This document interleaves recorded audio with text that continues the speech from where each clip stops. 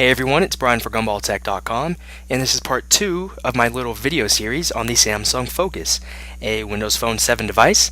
Now this was sent out to me for review by Samsung, so thanks to them for doing so. And the second video is going to be covering the design and the hardware of the Samsung Focus. Now my first video I just did a little unboxing and general overview of the Focus, and in this video I'm just going to show you the design and basically the hardware and things like that. So you can tell that this is a really slick looking device. It's an all plastic body, and the front actually has Gorilla Glass, which I thought was pretty cool, because you can try and scratch this thing and it just won't scratch. So I'll take a pair of scissors and I'll just try and scratch the screen and it just won't. Try and clean it off a little bit and there are just no scratches on the screen at all. Of course you could probably take a razor blade and start getting some scratches on the screen, but if you put this in a bag of keys or nails or something like that, you're not going to scratch the screen, which is really good, and it basically eliminates the need of a third-party sort of screen protector or a screen shield for the front portion of your Samsung Focus. Now I'm going to go over the ports and the little buttons really quick. On the top we have an earpiece, and we also have some of the sensors for the brightness of the display and the proximity sensor, so that when you put it up to your ear when you're talking on the phone, the screen will turn off, and it will also disable all of the screen input. On the right side of the Focus we have a power button, and then we also have a dedicated camera button, and one little push it focuses the camera, and the second push actually takes the picture, so that's pretty cool.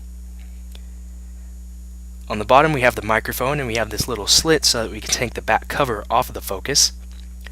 And then on the right side we just have a volume up and a volume down button. On the top we have a little cover for the USB port.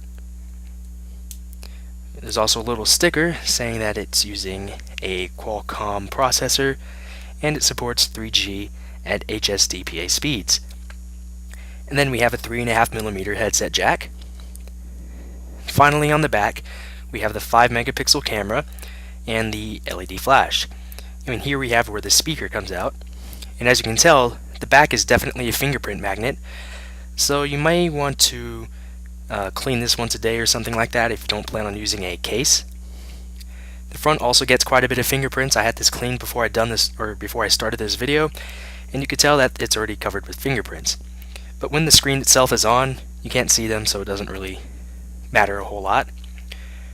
Now I'm going to go ahead and take the back cover off just to show you what the inside of the phone looks like.